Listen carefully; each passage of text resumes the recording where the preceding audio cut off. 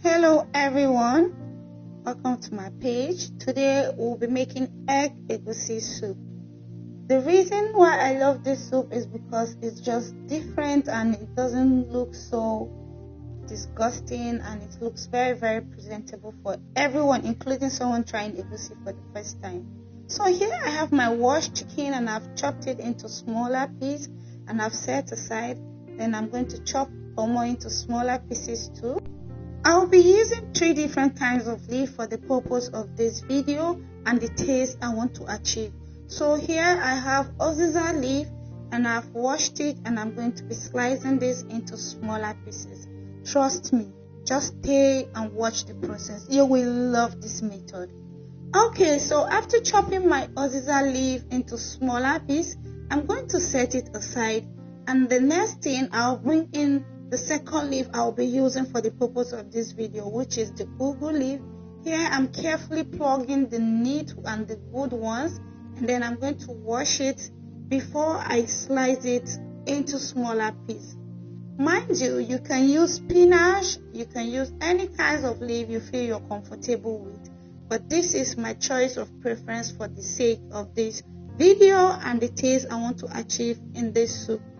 One thing I love about egusi soup is I can use this to eat with swallow and sometimes with white rice. Yes, with white rice. If you haven't tried egusi soup and white rice, you're missing. You should give it a try. You will love it. But then make sure the egusi soup is a very good and tasty one to enjoy the meal. Okay, so after chopping my ugu leaf, I'm going to set this aside. Then I'm going to introduce my stockfish and then put it inside a pot. Here I'll be adding some hot water into the pot, and then I'll put it back on fire and allow it to cook for a few minutes. Reasons why I'm cooking it before adding it to my meal is because of the preservative used in it. I usually like to cook and wash stockfish before adding it to my meal, which I feel is safe for me. So after that, I'll be blending this dried egusi. Why I say dried egusi is because if the egusi is a bit wet or cold, it will not blend to the texture you desire. So after that, I'll set this aside and then bring in my habanero pepper. You can use scotch bonnet or whatever kind of pepper you have, which is atargu in Hausa and the red. So next, I'll be adding in the chopped chicken into a pot, and then I'm going to take it and put it on fire.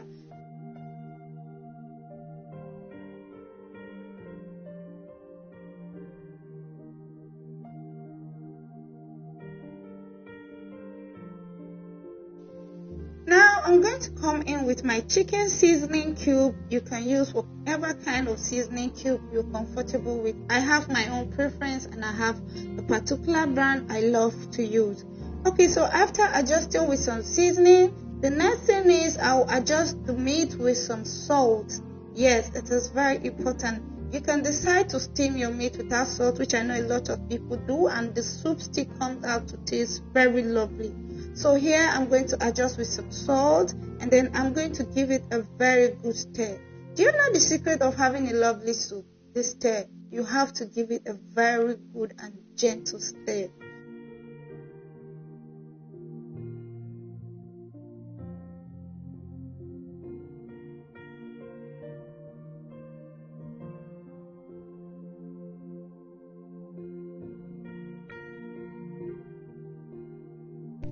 Now I'll be adding the pomo I chopped into smaller pieces earlier.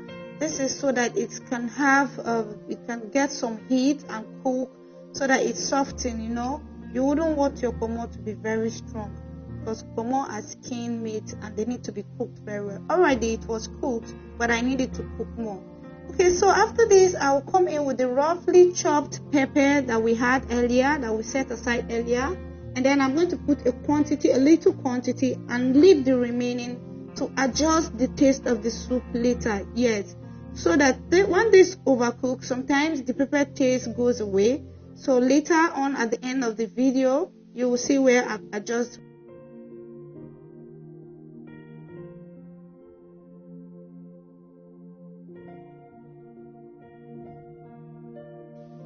Now I'll be adding this dry fish here, this popular pala fish. You know the taste of pala fish is different level.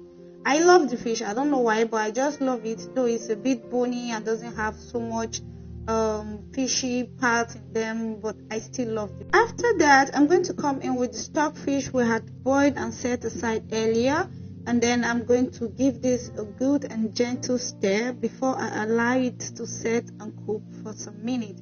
You can leave this to cook for just like 1 minute or 2 minutes so that the water will absorb the taste of the fish, the pala fish and the stock fish. Then this is when I come in with the palm oil. Man, for this soup, you need a very good palm oil. You know, the one that still have the taste of kernel in it for you to enjoy this soup.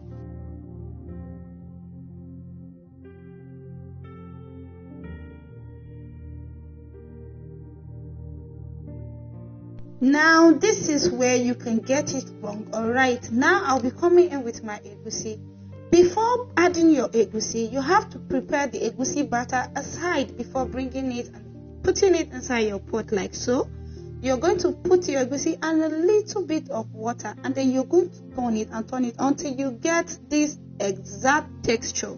Now I'll be dipping it inside the soup as if I'm dipping puff into oil. Watch carefully and see the way I cut this egusi gently. This is how you're going to put it all around inside your pot, and then you're going to cover this immediately and allow it to cook and coagulate. Please, this is where you can go wrong. Alright, here we have our egg egusi soup. Oh my god, you can see it already. It's looking so beautiful. So I adjusted with a bit of crayfish. You can put as much crayfish you want. It depends on the taste you want to achieve. Now I'm going to adjust with a bit of seasoning. That is because the soup is more, and the fish, the chicken, they've absorbed the previous seasoning, so I will adjust. You can taste to know the quantity of seasoning you need to adjust with, and then I'll add some salt.